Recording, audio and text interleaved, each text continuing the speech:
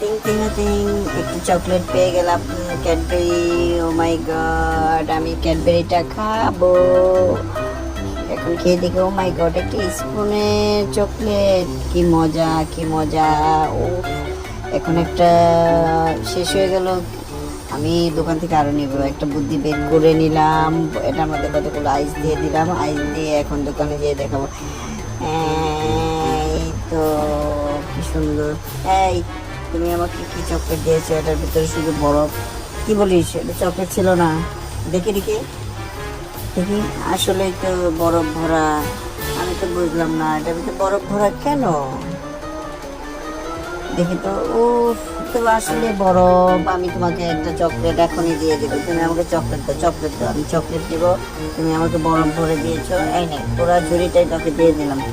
এখন আমি তোমাকে পুরো